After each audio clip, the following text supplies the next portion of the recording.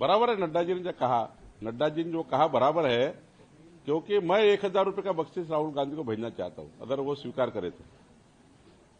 मैं उनको उनके कौन से अकाउंट मुझे नंबर मालूम नहीं, तो भेज देता अभी तक में। देखिए, राहुल गांधी झूठ बोलते हैं।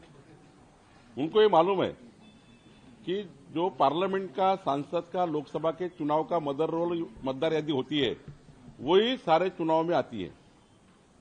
महाराष्ट्र में उनके वही होटल लिस्ट पर 31 खासदार चुन के आए, 31 सांसद चुन के आए। तब उन्होंने नहीं कहा कि वो होटल लिस्ट गलत थी। विधानसभा में हार गए तो कहते हैं वो होटल लिस्ट गलत थी। अब हारने वाले, अब तो कांग्रेस पार्टी महाराष्ट्र में तो 5वें नंबर पे जाएगी, इतनी हालत खराब है। बिहार में तो जाएगी, नड्डा जी सही कह रहे हैं। महाराष्ट्र में तो बहुत खराब है, रोज कांग्रेस पार्टी को लोग छोड़ रहे हैं।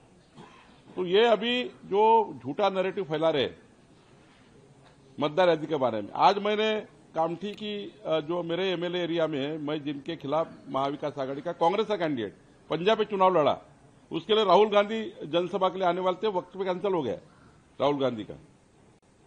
तो वो कैंडिडेट के 2 जगह नाम है, विधानसभा कैंडिडेट के, जो मेरे खिलाफ लड़ा है।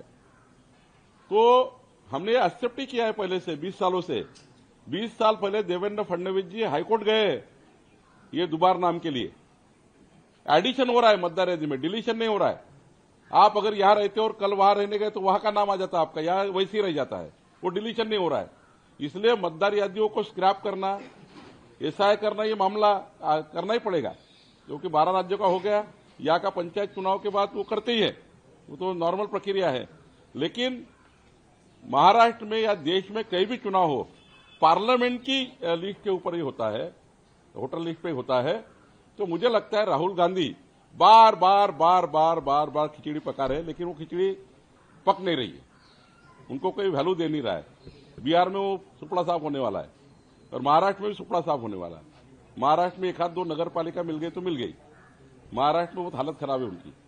इसलिए वो अभी अपना अस्तित्व, जब लीडरशिप पे प्रश्न चिन्ह लग जाते हैं, तो लीडरशिप अपनी कामयाब रहे या लीडरशिप अपनी अस्तित्व में रहे, इसके लिए वो प्रयास करते हैं।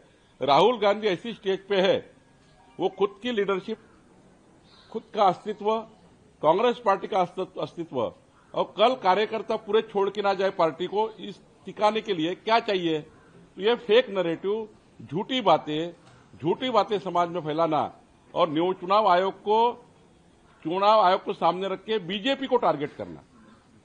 हमें क्यों बयान देना पड़ता है?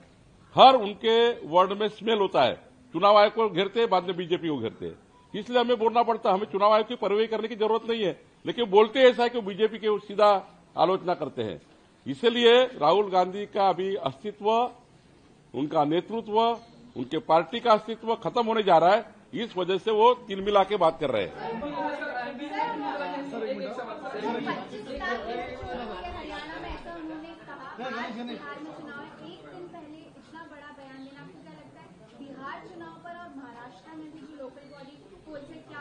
राहुल गांधी को सुनना लोगों ने बंद कर दिया है।